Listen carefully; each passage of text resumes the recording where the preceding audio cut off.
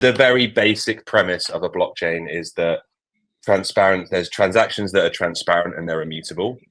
That to me, still, that basic premise is like quite transformational, well, very transformational for programmatic advertising.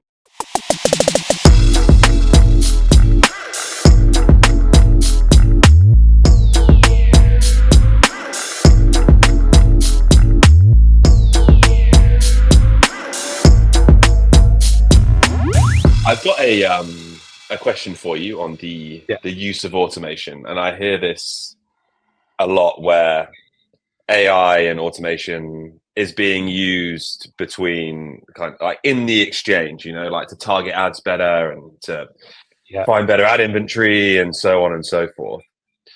And then I heard you saying that to put at the end of that, it's like this, that you test too much. There's a lot of kind of associated work that comes along with that. And my question to you is, do you think there's only so many marginal gains that you can make as far as like the targeting of ads is concerned, given the limitations of formats, channels, the actual accuracy of the data that you're getting from the buying of ads online? Do you think you're better off like applying the automation to the bits around the edges which create the drag? Because it may well be that you're right in that like testing a lot does continue to provide the best results, but it creates a ton of work on the outside. Like, are you better spent optimizing this bit rather than this bit? I guess is the question.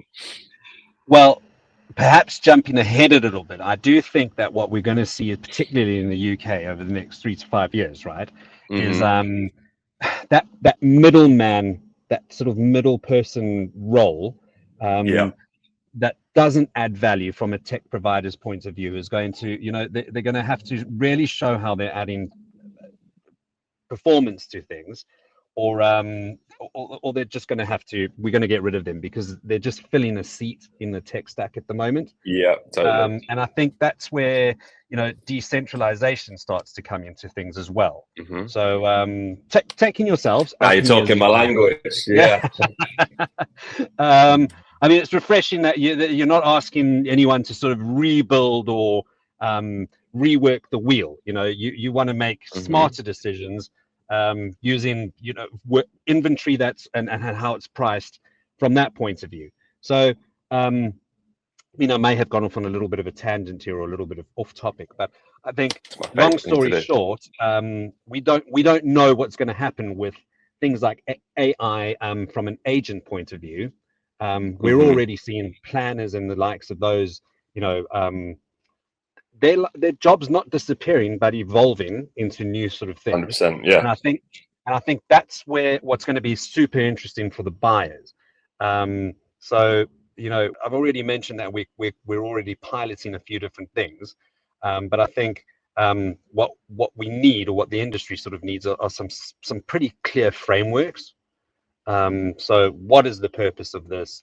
What is the metric that actually matters in this? And that's, I mean, it's a difficult sometimes conversation with clients at the moment. What does success or failure mean to a campaign, or what does success or failure mean for a tech partnership or a tech stack?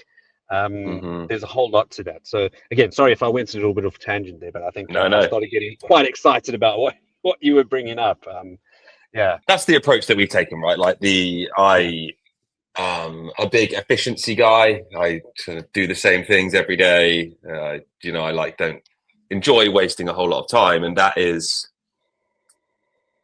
really the approach we've taken at Alchemy, is that like there is a lot of wastage that takes place. There's a lot of people that exist because they always have existed. And I don't think that needs to be true forever. You know, like one of the very basic premise of a blockchain is that there's transactions that are transparent and they're immutable. That to me, still, that basic premise is like quite transformational, well, very transformational for programmatic advertising, which doesn't have those things. You know, so I think just being able to, as you kind of say, like provide, like, here's what happens, you know, like we charge a very nominal fee to allow that to take place and really allow you to make decisions about your business and the buying that you're doing for your clients that you buy on behalf of. based off of all the information, so you don't fall into confirmation bias, and really just like making the pipes more efficient. Just like, okay, let's just get the money moving echo more chamber, effectively. right? Yeah, the echo chamber. Every conference you go to, you hear the same speakers saying the same thing over and over, and they're posting the same thing on LinkedIn all the time.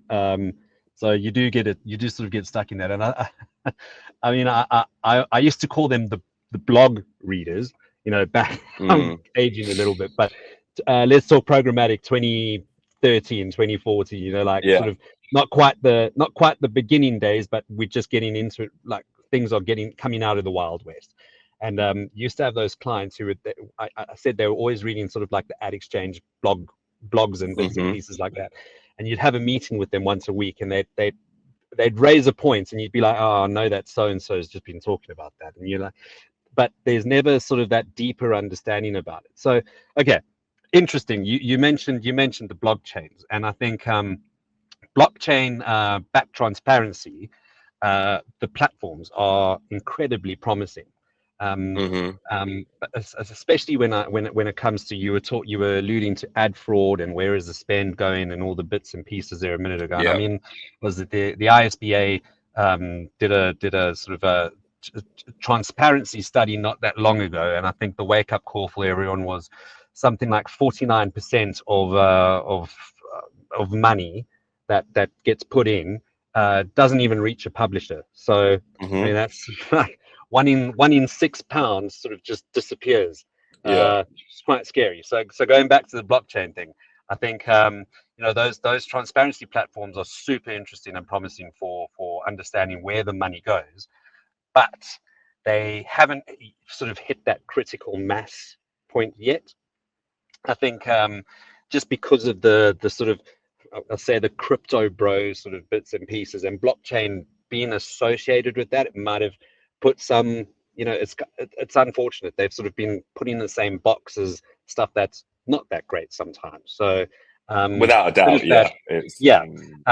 but I think most, and the other problem is most of the sort of UK media teams, and this is talking to peers and colleagues at other agencies, indie network, in fact, even publishers and so on, we're not actually equipped to act on that level of detail that blockchain platforms are wanting.